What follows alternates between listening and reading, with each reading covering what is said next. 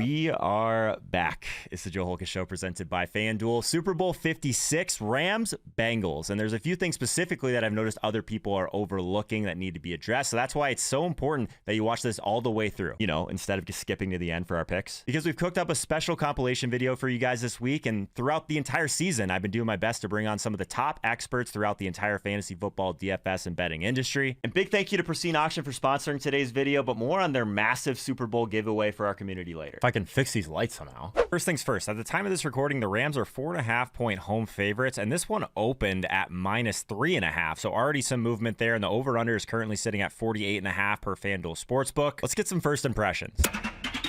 The fact that the Bengals are here is pretty unbelievable. I think that was just such a hard to see coming event. It is a credit though to just really when you hit the one thing, which is the franchise quarterback, when you hit that, it can just change everything. And I also think too, for the Rams to be here, it's a justification of basically everything that they've done along the way. It's like anytime that the Rams would make a move like trade for Von Miller or even sign Odell Beckham, even though they basically did that for almost next to nothing. Everybody on Twitter is like, well, they better make it to the Super Bowl then. It's like for whatever reason that they've got to win the Super Bowl because they're going all in. Well, they're at least here. So it's a justification for what they did. And obviously I think it really is just on the Bengals side of it. My first thought is it's just what a culture. I know we use the word like culture changer a little too much, but I think Joe Burrow is legitimately a culture changer there in Cincinnati. Just the attitude that he brings to the table of like, okay, yeah, we won a playoff game, kind of BFD. Like there are a lot bigger goals here for this team to accomplish, and they're now sitting on the doorstep to potentially accomplishing a huge one, which would be a Super Bowl win. I was a little sad that we didn't get the Bengals opportunity to really exercise the demons of losing to the 49ers twice in the Super Bowl. Yeah. But the Matthew Stafford story is compelling. The Rams getting a chance to right the wrongs of their Super Bowl trip recently, Sean McVay, is compelling. And I'm just really excited for Bengals fans. I'm excited the most, Joe, because the people that are getting the biggest reward from this, the people that have stuck by this team for decades, for those people to get the big emotional reward of this makes me very happy. Especially Joe Burrow is someone that Cincinnati deserves. I don't think he really liked everyone talking about Mahomes and Allen just dominating the AFC for years to come. So this is going to be a really interesting matchup. You're happy for Stafford, of course, to finally get a chance in the Super Bowl. Obviously, this is the first time he's won a playoff game, so I'm rooting for that. Super fun for Bengals fans. It's been a long time. They're one of the 12 remaining teams in the NFL that don't have a Super Bowl win, so they have a chance. We have a chance to get some new blood here in the winner's circle. So kind of fun, and they've got a fun young team. It's easy to want to watch the Bengals. So ahead of schedule, everything kind of sets up for them. And then you've got the Rams adding Matthew Stafford and the kind of the narrative around that, and him getting kind of to shed the stigma that he's carried throughout his career, especially over the course of these playoffs, where he's really played well all three games outside of the Jaquiski Tart arm punt that he tried to throw. But I think this is a really fun matchup because it's one of those ones that like not a lot of people had circled before the season. So hopefully we get a really fun game coming into this. Bengals have not been very good in the playoffs is my first thought. So they kind of sneak by the Raiders. Tannehill has the 3 interception game. Burrow got sacked 9 times against the Titans. And then not only did the Bengals get the worst game of Patrick Mahomes' career of the playoffs, they got the worst half of his entire career. His QBR in second half and overtime was 1.4. My initial thought is love Joe Burrow, love Jamar Chase, love the vibe, the outfits and the smoking the cigars and stuff. But I think the Rams are the better team. Yeah, I think there's a lot of things that we could go into when it comes to this game, but it could be similar to last year where there's really one thing that matters. It's this Rams defensive line versus this Bengals offensive line, right? If we just would have told ourselves that last year when it came to the Chiefs, who were just decimated by injuries against this ferocious Tampa Bay defensive line, that was basically all that really mattered. So we can talk ourselves into all this Joe Burrow stuff in the entire world, but if they can't solve that, that's going to be a big problem. That said, Joe Burrow has been pretty good under pressure this year across the board, but man, they just haven't really faced a D-line, I don't think, so far in the playoffs. So that's going to be probably the thing I'm watching the closest. Would you agree with that? Basically, like the Chiefs got 1 sack on him, and there were 2 times they pretty much had him dead to rights in the pocket. The guy I always compare Burrow to is Romo, where Romo wasn't like a running quarterback, but he could just slip away from you when you thought you had him dead to rights. And Burrow did that twice on key third downs against the Chiefs. And that was pretty much it. That was pretty much why they won the game, is because he was able to do that on 2 different occasions. I certainly think the Bengals can win this game, but I said this last week talking to Reeves as well. Pretty much when the Rams play clean game, if Stafford is just not messing up, they're going to win these games because they're so talented. Probably what a lot of people thought is over. I'm thinking over, seeing it in the 40s. I understand the Rams defense has some concerns for people, but at the same time, what both offenses have been able to do, I don't know. I expected the line to be more around 50, 51 maybe. If I'm going to bet the Bengals to win and even cover, I would take the advantage and just push it even further to max out your winnings, because the odds that the Bengals win like by 2 points, given the history of the Super Bowl, is unlikely. So that's what I'm saying. If you think they're going to cover the 4 and I'm betting the Bengals, I would push it all the way to maybe like 2.5, like they win by a field goal, or even 1.5, because you can just even get better odds that way. What was like the first thing that came to mind when you saw this was going to be the matchup? To bet the under. That is my immediate, and it wasn't even like Burrow Stafford, right? It was like, oh, Rams defensive line versus Bengals offensive line. I think that'll be a narrative that gets pushed a lot this week in content that you're consuming, whether it's talking heads or the good stuff that goes out on Joe's YouTube. Yeah, I think that this is probably a mistake maybe we made last year a little bit. Like everyone's talking about Chiefs Bucks, and realistically, we kind of ignored the offensive line issues for Mahomes, and it really came to bite us. If you were trying to play out all these different scenarios, you're building your single game contest on FanDuel and you're trying to check like what happens in this game. If you missed the box where Mahomes just gets completely destroyed because his offensive line can't protect him, like you lost all of your money last year, right? So I'm trying to at least do better this year on like what is the scenario that maybe not enough people are talking about that really matters, and maybe we'll have learned our lesson and this offensive line thing will be like a popular talking point like you said, but let's make sure that we actually put that into the inputs, right? Like you can look at all the data, it's not going to show you as much as it probably should in that way for sure. So that was definitely my first thing that came to mind, no doubt. A lot of people don't know this, but about half the views on this channel come from subscribers, which is amazing. But this exact Super Bowl compilation last year, not only the second most popular video in the channel's history, where somehow we scooped up nearly 500 new subscribers, but on the back end, it was weird to say the least, because 85% of the views came from people that were not subscribed. So if that's you right now and you just found our community, I'd really appreciate it if you took that next step and subscribed and hit that like button for the YouTube algorithm. It really helps us out. I promise I'll make it worth your while, but more on that later. The big thing here is probably going to be the Rams D line versus the Bengals O line, right? Do you think that's probably the thing that, like we said it last year, but we kind of ignored it a little bit with the Bucks and the Chiefs, but this one seems like, I mean, if there's one thing that could blow this game wide open in favor of the Rams, it's probably on the defensive side of the ball, right? Possibly. Although I think we saw Joe Burrow escape a few times at key moments. Sure. I think that we also saw a bit of a change in the game plan. Unlike what we saw in the second half against the Titans, we saw the Bengals throwing more slants to T. Higgins, doing some more things that allowed them running more with Joe Mixon, that allowed them to still get by and not have to call long developing plays. But you're right. You look at Aaron, Leonard Floyd, Von Miller against that Bengals offensive line. That could be well where this game is decided. We have to talk about it just because that's probably going to be one of the key talking points in terms of the offensive line of Cincinnati Bengals versus this D line for the Rams. And I've kind of come a little bit full circle on this so far this week, Reeves, because I have like all of these scars from last year and Patrick Mahomes and this Tampa Bay front. So I'm trying to be cognizant of that bias, that recency bias. But also, I think one of the big things from like a betting perspective is Mahomes and the Chiefs were favorites last year, right? So you can get the Bengals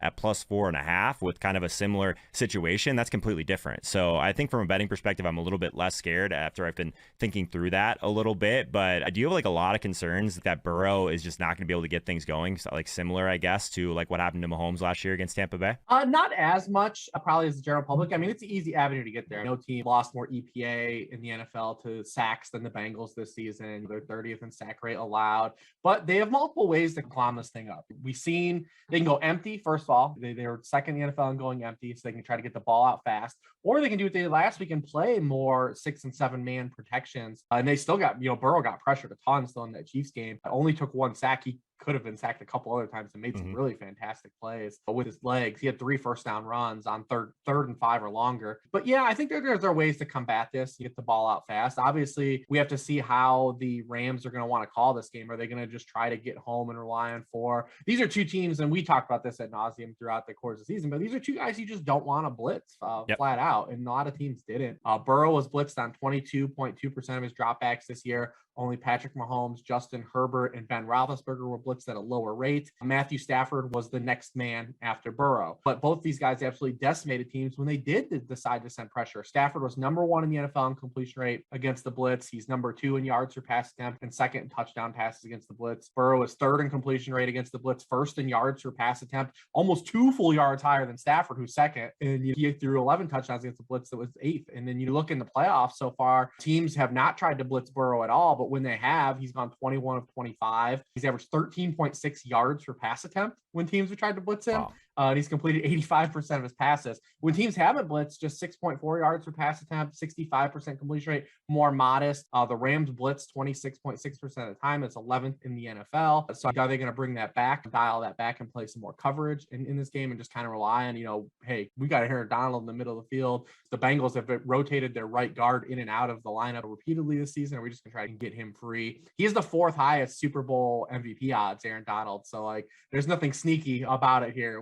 People are glued on to he has a potential mismatch here. But I think we'll see a lot of coverage, not a lot of blitzes in this game. The Bengals are a team that don't blitz anyways. We saw that last week with Mahomes. Their adjustment was just to send 3. We're going to drop 8 in coverage and rush 3, and that worked out. So I think we'll see similar things like that. But, does that open up to run the football? I mean, they will run the football. The Chiefs, probably the biggest thing to kind of go back is they didn't run it enough. True. And, we want to see the ball thrown in the air, but when you're running the ball effectively like the Chiefs were, hey, we're not idiots. Keep doing that. And they honestly probably drop back to throw too much, especially with the first down success that they were having. So McVay is not going to do that. McVay is not going to go probably balls to the wall and just throw every play. They're going to give Cam Akers a touchdown. The Bengals are going to be a team that's not going to load up the box like they weren't in the second half against the Chiefs. The Rams are going to run the football a lot. So I think we'll see not a lot of blitzes though, and it just depends on the Bengals want to kind of see how they want to defend the run game for the Rams. But yeah, I don't think either team is going to get real aggressive and sending extra heat here.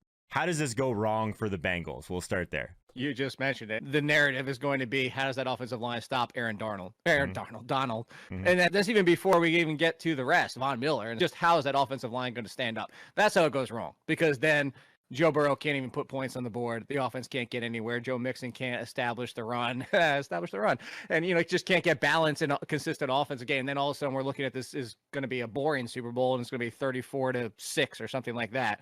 That's how it goes wrong.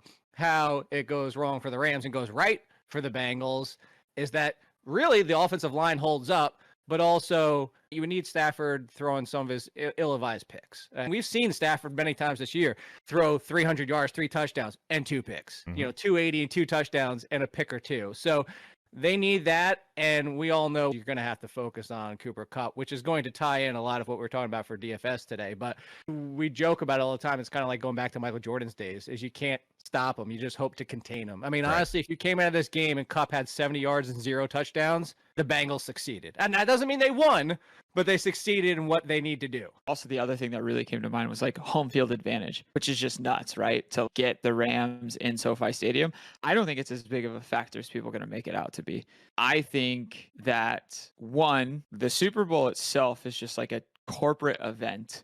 Okay, these tickets are not cheap, so it's a massive corporate event, so I'm not entirely sure about that. I think the Rams organization showed a little bit of their hand when they didn't limit it to LA only ticket sales against the Niners, and they were just no, we're a business, right? So let's get people in. So I'm not giving 3 points for home field advantage in no way, shape, or form. I would be more inclined to give half a point in a situation like this, maybe 1 point. So that was one of the other things was oh, no way, the Rams are going to play in the Super Bowl in their home field. Do you think that there's any home field advantage here for the Rams at SoFi? It doesn't feel like last year with Tampa Bay, to me at least. Would you agree? Not even close. In fact, we've seen now these 49ers Rams games were more like 49ers home games. Right. And if there's any fan base of these two fan bases where people, and they are going to have to get a second mortgage on their home or max out their credit cards, full permission to do that. You only live once, right? It's going to be a Bengals crowd, I think. I think the Rams, just with the Los Angeles, look, where is Los Angeles' heart? With the Dodgers, with the Lakers, not with the Rams.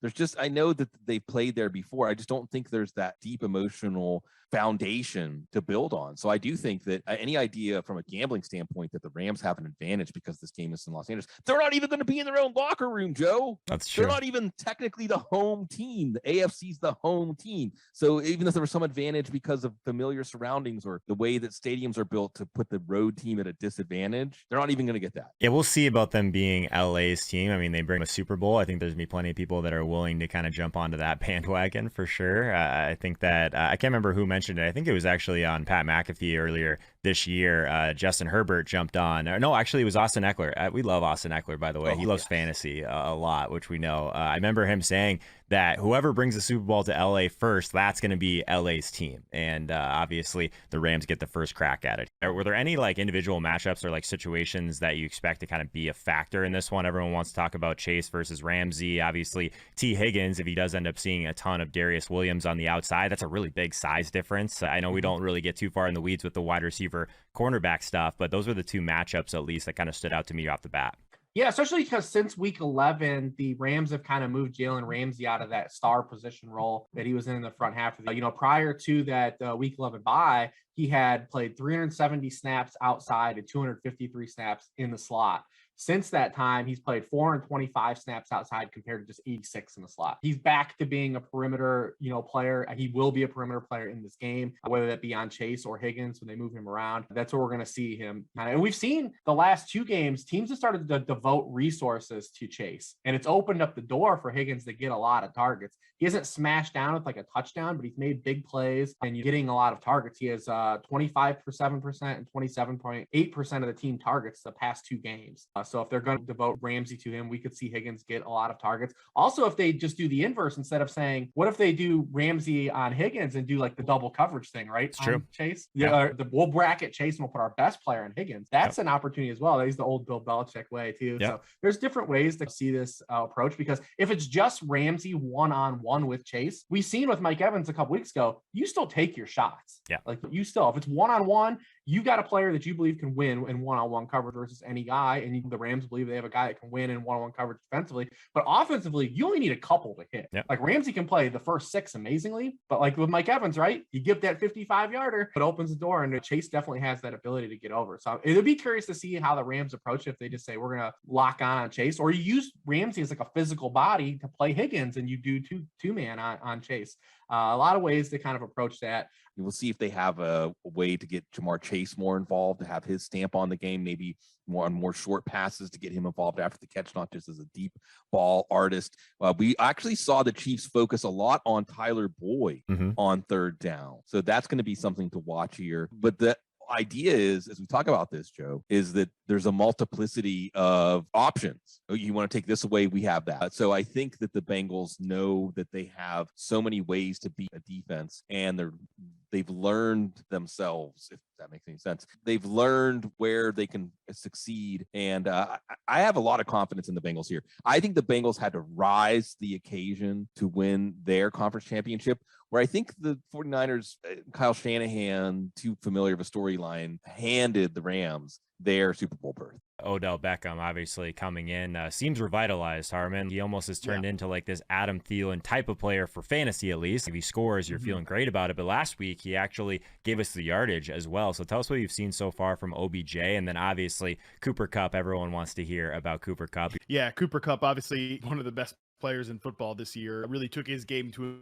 another level. He's always been one of the best zone beating receivers in reception perception since he basically entered the league. He's been in this great role that I feel like we've talked about a ton, where they line him up in the slot, the free releases, they get him there. He's just such a machine on those. But really, now that Beckham is integrated completely into this offense, you saw early on that obviously they'd try to get Beckham going in like specific situations. They'd shoot him deep shots, everything like that. That actually kind of led to the offense is not unpredictable, but it led to the offense stalling out at times, Stafford making mistakes. But now that he's within the function and the actual design and the flow of the offense, you see just what a threat he still is. I mean, I think he has always looked really good. I've referenced this article a couple of times on your show throughout the year, but I did a mini charting sample for him when he was with the Cleveland Browns this year, and it shows he's still beating man, zone, and press at really high levels. And now you're seeing that again within the function and the flow of the Rams offense. I think the NFC Championship game is the perfect example. They're lining up Beckham as a X receiver, basically running the full route tree over there. That's something that they didn't have in any of their guys, even before Robert Woods went down with an ACL. I think Van Jefferson's a good player.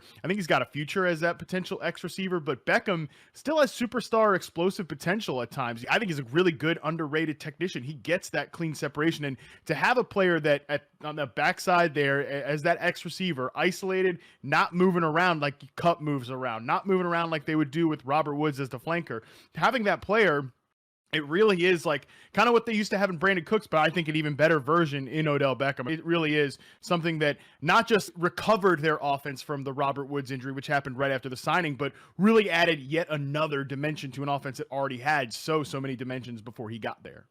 Yeah, there's so much stuff there with OBJ that I think people forgot a little bit too quickly. Even just like the Brown stuff aside, the quarterback play aside, like he was hurt for like most of last year. So there's like a good chunk of his sample to where like he was just banged up. Obviously now in the Super Bowl, things look pretty good for OBJ.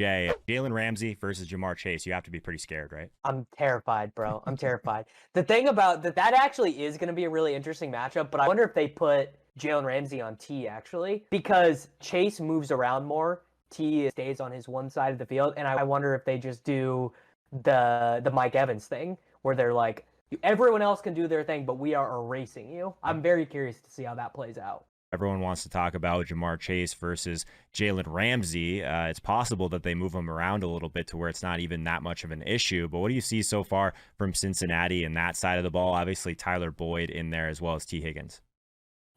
Yeah, we'll see what they do with Jaylen Ramsey, because it's been kind of like touch and go about how they're going to use him. They love to have him so close to the line of scrimmage, involved in more plays. But of course, they could just assign him to track Jamar Chase around the field, and we'll see how that matchup would go. Chase is just so good at everything, man. I cannot wait to chart his full sample for reception perception, but still the thing that I think still sneaks up to people is just how good he is after the catch. You're going to see the big plays and the explosiveness down the field, but I can't believe this guy ever gets tackled by the first defender. He's just so slippery. He's so good at breaking that first tackle, the first contact made. He rarely ever goes down. I still think that's the most sneaky part of his game, and if they're able to get some passes over the middle of the field. And that was really the matchup coming into last week's game. But of course, it's different when you know you're going against Jimmy G, who's like only going to take passes over the middle of the field, that he's not going to throw outside the numbers.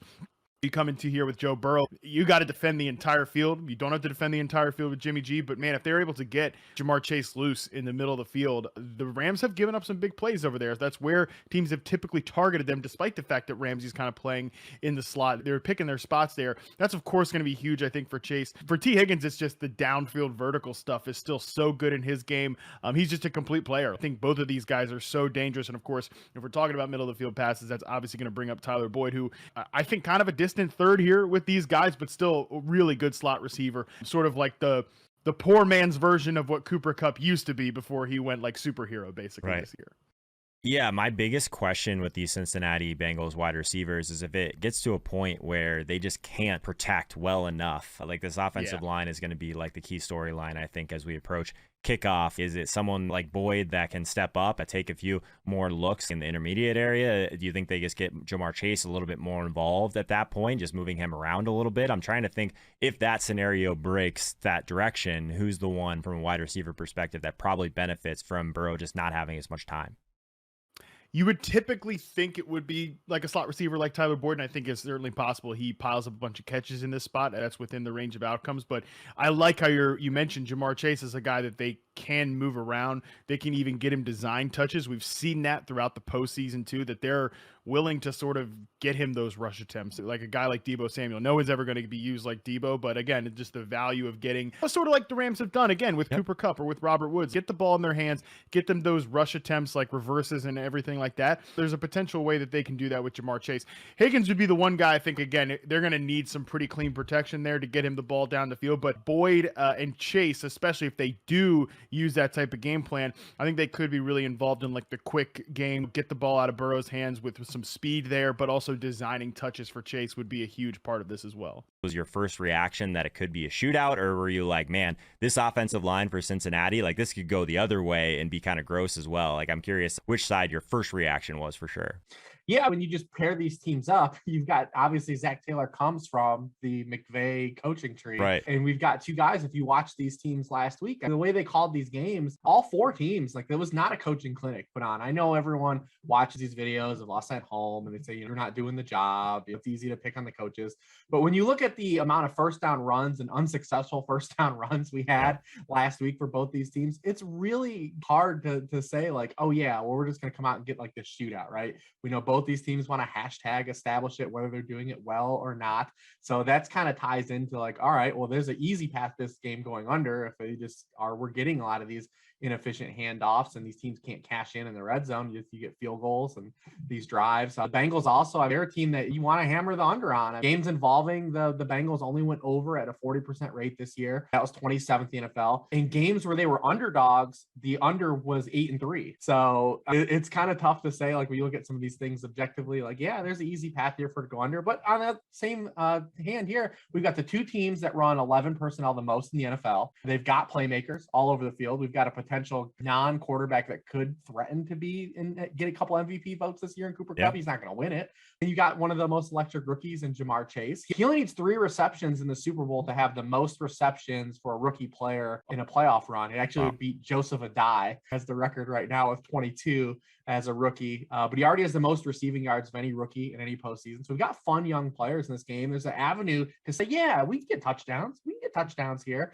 We just need the coaching staff to kind of hold their head out of, you know what, and the ball in the air for us. Let's talk through some general betting strategy for the big game. Obviously, before we get to our picks, this is a heavily public bet event. There's a lot of opportunity. So what are some of the key things that people need to be aware of going into this game? Maybe they don't bet at all. Maybe they bet a ton, but this one happens to be much different than a lot of NFL games that you could probably wager on. Basically, side total, you can bet it. I'm going to bet it. I'll probably end up betting the Rams, but it's not like it's smart money. It's not like, oh, you know, me, Davis Maddox, sitting at home in St. Louis, Missouri, I'm the one guy that, like, I'm going to get it over on all these other millions of sports bettors and sports books in the world. I think the cool thing is with all of these same-game parlays and stuff is you actually can give yourself an edge versus the house in terms of how much you get paid, right? Because we talk about this because we always do our Gilcast preview of the Super Bowl, and we always talk about correlating your parlays. Like, yeah, I'm going to play this game like it goes over the total, so I'm going over on Stafford pass attempts, over on Burrow pass attempts, and you can do all that with your individual action. But now, because these sportsbooks are so desperate for the screenshots and for customer engagement, they're allowing you to do it all in one bet. So you can get 30-1 on all your parlays together. Yep, that's a really good point too. And it doesn't even have to be the total. It could be the side too. So say that, for example, if I like the Rams a lot, I'm probably going to be all over the sack stuff for the Rams defense, right? Because that's one of the paths to that narrative that I'm creating in my head coming to fruition. So I like the idea of parlays. We do have a video on the channel about parlays in particular, but there's a lot of different ways to have fun with this for sure. I think one of the bigger edges probably, and you're going to hear a lot of people talk about this, is just the timing, right? So obviously, as soon as these things come out, that's some of the best value you're going to get because they don't have a lot of information from some of the sharp bettors yet. And then also very late, because that's when all the casuals are going to come in and just hammer overs on a lot of these props. There's probably some opportunity here to find some middles as well. Is that something you like to take advantage of, or are you still trying to just scatter it across the board and see what sticks, I guess? We got our friends out there, Anthony Miko, Matt Friedman. These guys are grinders, right? They work every edge. They're grinding the deposit bonuses. They're working out the middles. They're locking in guaranteed profit. I'm always honest about this stuff. That's not me. That is not me this time of year as well, Davis. I can't confirm. Yeah. Like, I play DFS pretty seriously, and I play season-long fantasy pretty seriously. I just don't have, like, the mental energy to, like, really, really grind NFL prop betting. If I did, I would be up here. And again, when Missouri becomes a legal state, it'll be a little bit different, I think, because it'll be a little bit easier. It's very straightforward on your taxes and everything. I'm in the same boat in Minnesota. I totally agree. And I'm always been saying too, like, kind of disingenuous for me to come out and just talk about, like, I'm putting all this money on X bet when I'm not doing it personally. Right? The prop betting stuff, you can kind of in the weeds on some other things. But I'm with you, man. I guess like the game of DFS much better anyways. But yeah, I think the timing of the Super Bowl stuff is kind of interesting, though, because for the people that are able to place bets on FanDuel this week, there's going to be tons of them that are just sitting there trying to get some action down on the game. And they've seen Cooper Kupp just smash all year in their season-long fantasy stuff. Like, they're going to be hitting those overs, right? There's a chance that you could get a lot of value with overs early, and then you can come back with the unders when all of that softer action comes in, right? Yeah, just reacting to the market in general, or if you're like, you know what, I actually think these two coaches are going to run the ball a ton on first down. I mean, basically, the Bengals almost lost that game, even with Kansas City scored 3 points in the second half, and they almost lost that game anyway because they kept doing these first down runs. So maybe you're like, I actually think this game is going to be slow. I think Akers and Mix are going to run a ton, so I'm going to bet the under on all of these or whatever. My favorite prop, it's always over 2.5 players to attempt a pass. Nice. I mean, and it depends on the book and everything. Like, sometimes they give you good odds on it, and sometimes they don't. The Chiefs almost did it 2 years ago. Kelsey had the Wildcat. He had it, and he just tucked it. He tucked it, but he was about to do it. But that's my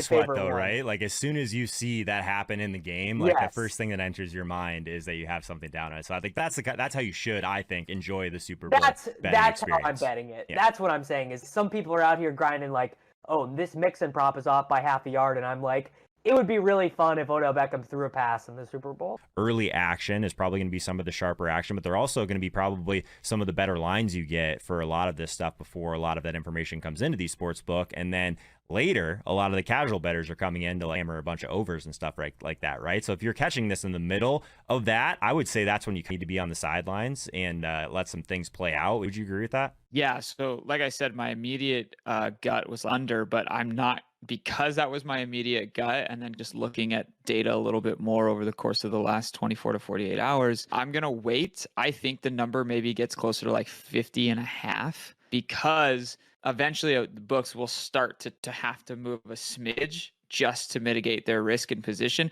They're always going to try and be on the right side.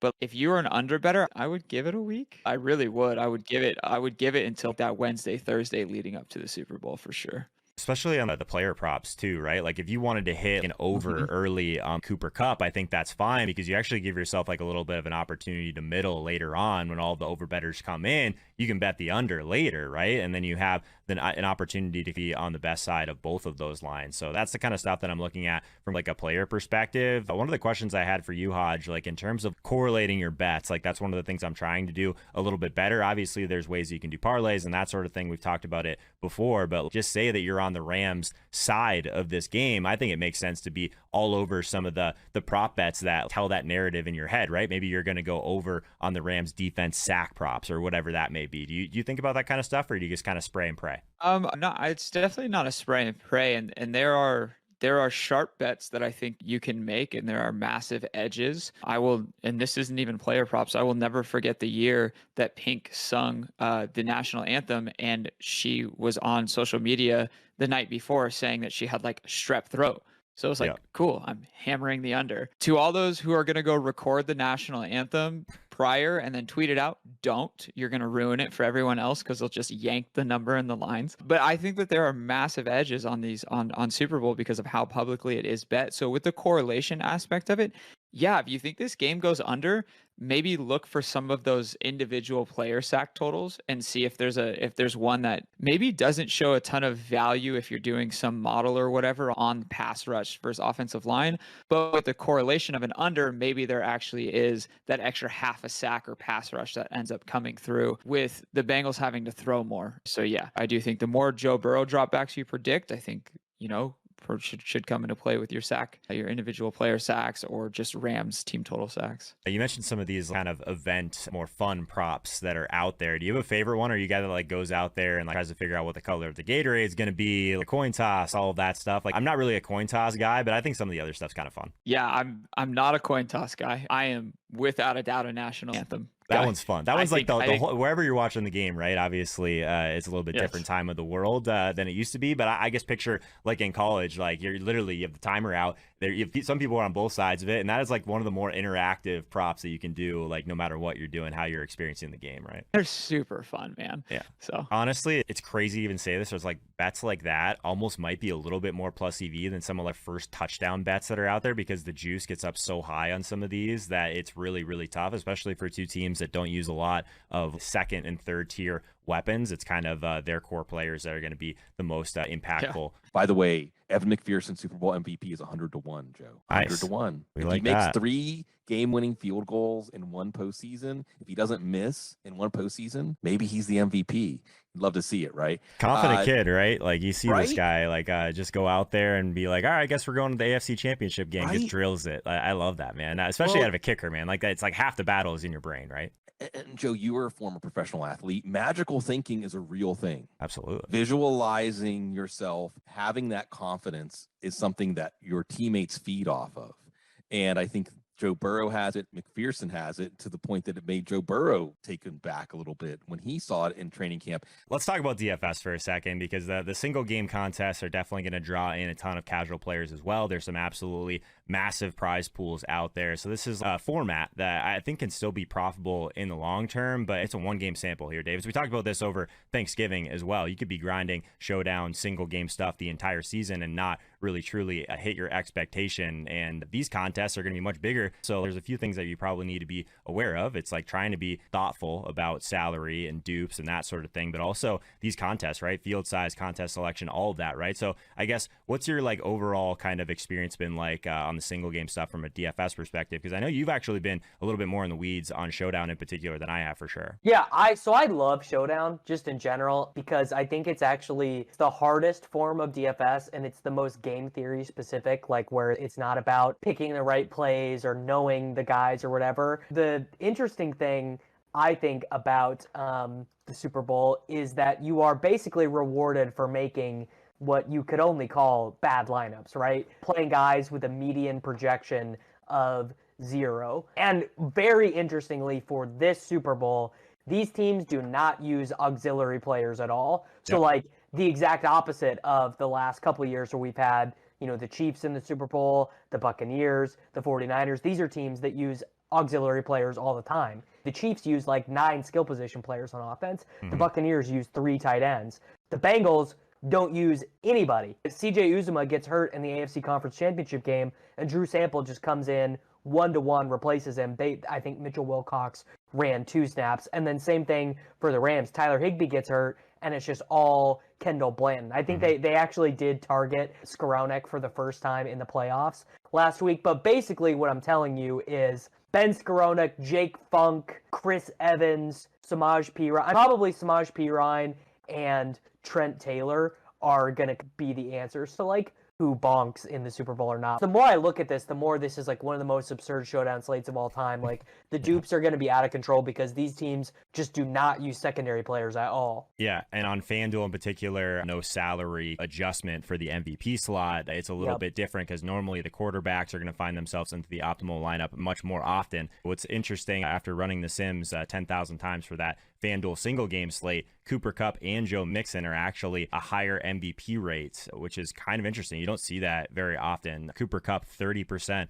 of the optimal lineups, he is the MVP. I think that he's going to be a very popular one, of course, but we'll see how ownership shakes out. We don't have any ownership projections in this just yet. But yeah, I think one of the things that I always try and do is just get a little bit different with my captain or my MVP, because if you are right and you hit on even like one of those value MVPs, it can really help out your lineups a ton just to differentiate. And there's really, like you said, there's not a lot of really good options all the way down in the weeds on this slate. So one of the better ideas also, you can still play some of these core players, but just leaving a ton of salary on the table, right? Because regardless, like what do you think is a good outcome for some of these really large contests being duped like 10, 20 times? Like it's going to be impossible not to be. If you can bonk on FanDuel 50 times duped, I think that's really good. And again, it would be different if it was Chiefs 49ers, right? Chiefs 49ers, if the opposite teams had won, the dupe number's going way down. because you got to play Juszczyk, you got to play Juwan Jennings, you got to play Mohamed Sanu, you got to play Blake Bell or whatever. Or I'm looking at this slate, the dupes are just going to be out of control. Like, you basically just cannot use Cooper Kupp in the captain. Like, every Cooper Kupp MVP or captain lineup is going to be duplicated thousands and thousands of times. What are some ways in DFS that we can differentiate our lineups and not just be duped 1,000 times? You know what I mean? Yeah, normally it's with the secondary tight ends in situations like this, but both of the tight ends from each team were injured on Sunday. That would normally be like a really great way to differentiate with just like secondary tight end touchdowns. Those are massive shifts in games like this. So realistically, I think that just comes down to embracing the positions that offer a little bit more variance, which is normally your tight end. If the projected rostership of these quarterbacks is such like a 60-30 split, just play Burrow in the captain and like, you know what I'm saying? Or whatever it ends up being from a projected rostership standpoint. Just, I think it's all about the ownership here. So that's typically where I look to get different. Don't hesitate to double defense, even with a quarterback, like just weird things, right? Like a pick six is so valuable, but your quarterback could still put up 21 points. So don't hesitate to get weird. It's the Super Bowl. Everyone's going to talk about everybody. Sure. The other thing, too, with these teams is the ancillary guys really don't get the ball on either of these teams. We had the Pirine touchdown on the screen pass last week, so it's really tough there. And you're trying to like go in the bag on like third down running backs or like a tight end, and we don't know if Uzama or Higbee's even going to play in this game as at this point right now. So like the ancillary pieces, like it's just not deep where you can say like, oh well, I can throw a dart at McCole Hardman or Byron Pringle or Scotty Miller. Like there aren't these guys in that game, so that makes it even trickier to kind of go into that bag. And it doesn't mean any of those guys can't score. It just means you have to make some really thin plays. Two guys that I guess you could probably consider maybe sleepers, Van Jefferson on the Rams side, Samaje Perine on the Bengals side. So are those two guys that you think could go a little bit under the radar? Like we talked about it a little bit with Davis and with Hodge. From like a DFS perspective, we have to find some way to get different, right? Or you're going to be basically duped with 100, 1,000, whatever it may be, people at the top. You know what I mean? Maybe more. Did you put the lineup together? That's like I think it was if I remember correctly, it was Stafford, Kupp, Jefferson, Burrow, and Higgins. I think it was. We haven't built one, but I would imagine. And I think it zeroes out, which is the worst part about it too. Like I think it leaves zero money on the table. It's just like, all right, well, just thousands of people that build that. Just get the hell away from that lineup. You just get the hell away from it. Really, what it comes down to is to go back to the Kupp conversation. So if you're going to go the Kupp route, well, then we've done this enough throughout the year. Like you, Joe, and I don't need to sit here and tell you got to figure out how to differentiate your lineup if you're going the Kupp route. Like there's going to be a ton of exposure to Kupp, and for good reason. So how you kind of build your lineup and say like, all right, kind of your question at the beginning is how does this go right and wrong for these teams? Well, okay, how does my lineup construction go right and attack if Kupp goes wrong? Because if Kupp, even again, go back 70 yards, 80 yards, if Kupp has 100 and doesn't score, he's going to go wrong for DFS purposes. So now you got to factor this in and say like, okay, is it going to be the Hilton situation where he sits on him the entire game? They double cover him with Hilton, somebody else. And then the obvious, this is going super deep, obviously, for a lot of this situation here, but the obvious one is then there's already regular reports, like regular news reports talking about it. This is the Odell Beckham game because the focus is going to be on Kupp. Well, who's done damage a lot of times too when the focus has been on Kupp is Van Jefferson. Jefferson essentially is like their Deshaun Jackson. Take 3 catches, turn it into 100 yards and a touchdown. Hell, he could potentially get 2 touchdowns. So because of the pricing situation in DFS, if Kupp is limited, and even if Beckham does his thing, Van Jefferson is the play for the money-wise because the obvious easy pivot for people is going to be Beckham.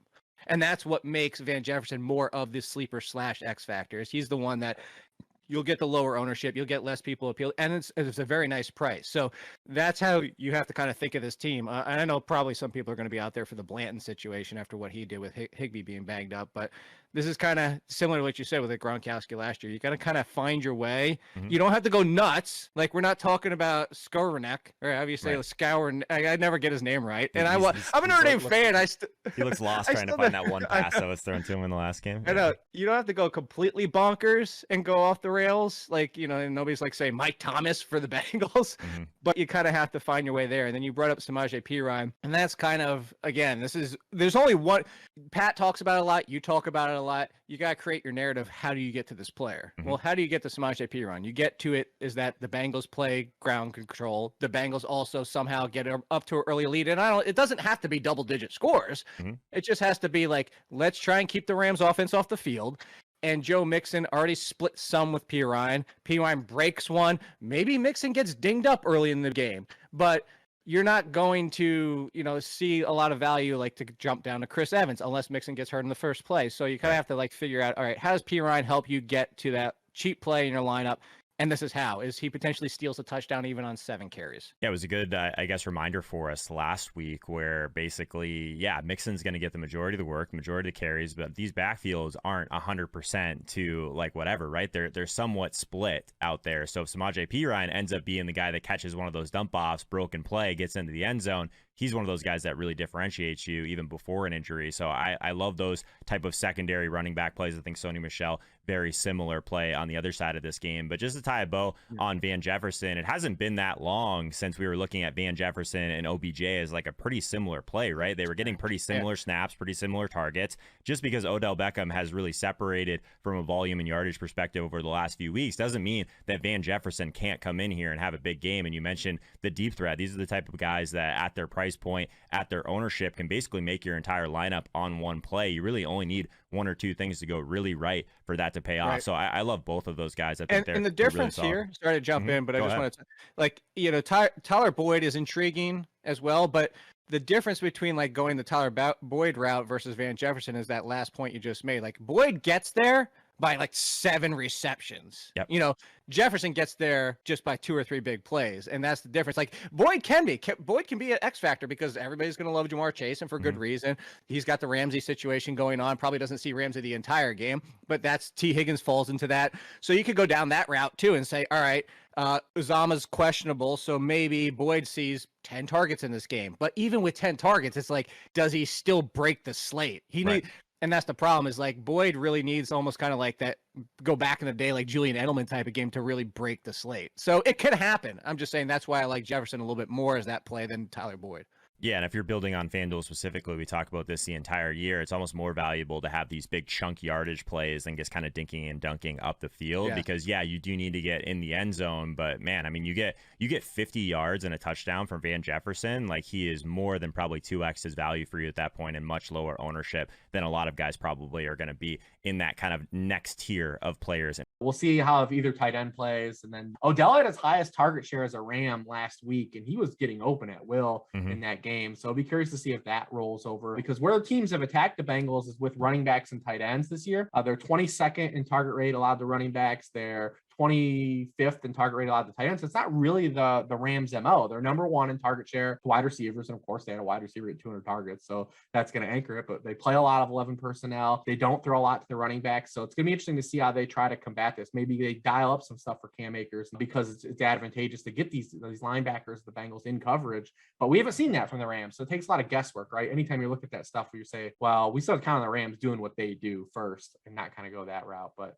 yeah, looking at these wide receivers and liking them, but I think Akers definitely looks as one of these guys that could be to have like one of the bigger advantages, because if the Bengals are going to give stuff up, it's typically to like running backs and then like the passing game. We just need to get those targets for him in the passing game. Just running the Sims here, obviously for the single game slate on FanDuel. Normally we're focused on the quarterbacks in the MVP slot just because they can separate a little bit more with the salary not being adjusted. But even so, Reeves, Cooper Kupp still highest MVP rate on the slate, 31%.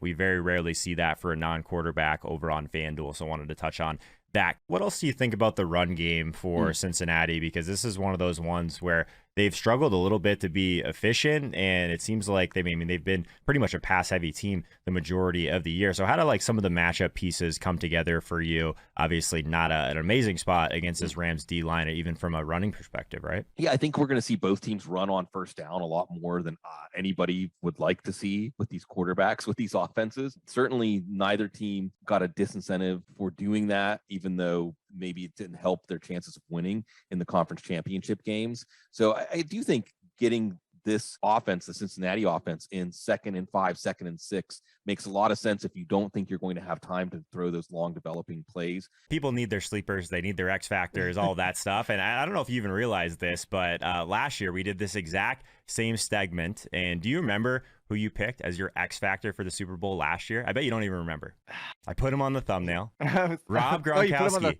Guy goes out there and That's scores 2 touchdowns. He was your X factor in this very video. So that's why I had to make sure that you were touching on this portion. Oh, of you're it. gonna put So all no that pressure on no me. pressure. No Yeah. pressure. He just has to. Whoever I say has to score 2 touchdowns. The no reason I pressure. bring it up is like you were just talking about Cooper Kupp. Like that would be a nice little layup for you if you can't be stopped. Like, can he truly be an X factor? Like I think so. Doesn't have to be a sleeper, but an X factor. I mean, it's pretty hard to go against probably the Cooper Kupp situation just in general, Right. though, right? Yeah, I mean, 100%. If the Rams are going to go right, I mean, Cooper Kupp has already set the record for 100-yard games. We've all seen that. We all know that. And honestly, 100 yards with a touchdown is almost a give. The Rams game, the first thing I do is like Kupp to score a touchdown. Yeah. Until they give me like minus 300 for Kupp to score a touchdown, I'm just going to be like Kupp to score a touchdown out of the parlay. OBJ, Von Miller, all the acquisitions that the Rams made, and then maybe even the final game for Andrew Whitworth as well. Anything, I guess, to tie a bow in those type of situations? Well, both of these teams, I think, have a lot of acquisitions on defense. How True. deep is the list of free agents who've come in? You have some players for the Saints, Von Bell, Trey Hendrickson, Eli Apple, who had a kind of ignominious stint in New Orleans. You know, they were part of potential Super Bowl runs that didn't come to fruition, in part because of the Rams. You have Mike Hilton, who was part of those Steelers runs that never came to fruition in Ben Roethlisberger's late career. So I think there's a lot of hungry players on both sides here. I think it'll be interesting to see what Sean McVay does, not facing Bill Belichick. I think he was intimidated. I think he almost handed the game to Belichick before they played it because he was in awe of the opportunity to coach against Belichick. Now he's coaching against one of his old assistants. Obviously, it's hard to just not want to just say, like, this is another objectively fantastic spot for Cooper Kupp, who has smashed a lot of really objectively spots this year. You know, he's got a touchdown now in 5 straight. He's got a touchdown in 8 of his past 9. He's actually come out blazing here in the playoffs. Last week, we kind of talked about trying to just jam him in at the price. And he ended up getting there in ownership still too, but it didn't matter because he still had 31 for us. So I think he'll be the most popular non-quarterback captain, which you should not be playing quarterback as a captain anyways. He's had 92 or more yards against every team that's not the Cardinals this year. Mm-hmm. So Bengals 23rd in points allowed to opposing slot receivers. As crazy as Cooper Kupp's run has been, he still needs 160 yards and 3 touchdowns to match Larry Fitzgerald's 2008 run. Wow. To put some perspective on how amazing like that run Fitz had over a decade ago. Just the 5 catches to match, but the yards and touchdowns that Fitz had, Kupp, as good as he's been, still needs a boatload. Before we get to our official Super Bowl picks, I promised you guys a giveaway, and Pristine Auction is making it all possible. So listen up. With items starting at just $1, there are thousands of auctions going on each and every day. So deals like this are pretty common. There's daily auctions, weekly auctions, 24-hour service with no reserves. So all of these autographed items are guaranteed authentic, so you never have to worry about that. Also, I do have a registration code, so make sure you enter code Holker right here when you first sign up. It's good for $10 off your first purchase. Actually, you know what? I'm not going to waste any more of you guys' time. We're giving away a signed Joe Burrow football and an Aaron Donald Funko Pop. It will take you less than 30 seconds and cost you nothing to enter the giveaway. So if you're interested, you can find all the details on my new Twitter account at The Joe Holka Show, and there's a link in the description that will bring you right to it. Let's get back into the picks. I do have to ask you, though, obviously it's a 4.5-point spread at the moment in favor of the Rams. It has moved already from 3.5 where it opened on FanDuel Sportsbook, and the over-under still at 48.5. So which side would you prefer at least this moment, and are you on the over or under in this one so far? I'm leaning towards the under, which is no fun. No one wants to bet an under, especially in the last football game of the year. We want to cheer for the Super Bowl to be awesome, right? Like, so I don't know if I'll get there. I do like the Bengals with the points, though. They've only lost to 2 playoff teams this season, and both games went to overtime, the Packers and the 49ers. So I do like them plus the points here, especially anything over a field goal. So I do like that. I like the Rams to still win outright, but the Bengals definitely are a live dog. But I feel like this should be a little tighter for me. I like the Rams side, and I do like the under. Obviously, I'm literally never betting the under. Like, again, not a sophisticated professional sports bettor. Do you want the game to go under? Is that what you want? Absolutely not. It's just not a fun thing to root for. Yeah. Although, I forget his name. One of our buddies over at the Action Network did tweet this one time, and I thought it was very funny, which was just that I don't understand why people don't like rooting unders. You're literally winning right away, which is, I don't know, that is like a funny way to think about it. But yeah, I do. I like the Rams. Look, I love Joe Burrow, but if the Chiefs score 1 touchdown in the second half, they're not here. Man, Bengals defense has had their moments this year. They've been a better stop unit than expected. The Rams are just so dangerous right now. When Stafford's playing clean, man, it's tough to slow down this offense. I think I'll go slightly under the 48 points, but I think the Rams are going to win straight up. I picked them to win the game. Bengals +4, though, does seem like the better value play of the two. I think you got to go with the under here. You've seen the Bengals offense can get into field goal range, not finishing drives, whether it's the Raiders, the Titans, or the Chiefs. I think you got to pick the Bengals here, though. I think you can just see that the road the Bengals had to take to get here was so much more as far as what it asked them to summon up on offense and on defense. I don't think we've seen the Rams even play a whole B+ game from end to end in these playoffs. You know, they basically, the Cardinals, sorry, Joe, the Cardinals handed them the wild card game. They tried to hand the divisional game to the Bucks, and then the 49ers handed the game to them. Whereas what the Bengals did to defeat the Chiefs, what it did, Joe, is it flushed. I'm speechless, because how can you even from an emotional standpoint as a football fan describe what happened at the end of the Bills Chiefs game, the whole thing. And all of a sudden we changed the conversation, and it was all about Joe Burrow after all. It was all about the Bengals. It wasn't a Bills story or a Chiefs story. It's a Bengals story in the Super Bowl. I'm torn from a rooting standpoint, because I'm rooting for Stafford. I'm rooting for the Rams in general. I like the fact that they went all in. I've been a Rams fan. I mean, they'll go for the greatest show on turf and all that type of stuff. Like, they're just fun to root for. The Super Bowl with the Dyson on the 1 yard, like, it's just all that type of stuff. It's just fun to root for this team. But at the same time, you want to talk about fun, and Joe Burrow and that offense. It's just the Bengals plus their new team-ish. I mean, it's not like the Rams were just here, but I got to tell you, if I'm sitting out here with my money, you said $100, let's do the two-way parlay on the line and the over-under. Yep. I'm going to take the Rams to cover, and I'm going to take the over. I don't see a scenario where it goes under and the Rams win. I can see the Bengals winning and it going under, and that's why I go back to my whole point about you know, if you're going to have them covered, you might as well just push it up to 1.5, even 2.5. You think it comes down to a field goal, and take the under. Because, you know, what are the chances that the Bengals win this game 34-31? And they can, but that's just the scenario seems less likely. So for me, I think the Rams cover. I think the Rams make this kind of I could see this being like a 31-20 kind of game. That's 51. Obviously, that, you know, it's very easy if the Bengals offense, we talked about at the beginning, go completely belly up and you think I'm crazy, and then you take the under and the Rams. But I either way, I'm going Rams. I'm going Rams to cover. The over under is the one where I go back and forth, but I'll take the over. That's a fun bet, though. It's nice to kind of correlate, like tell your story on something like that too, even like a 2-leg parlay.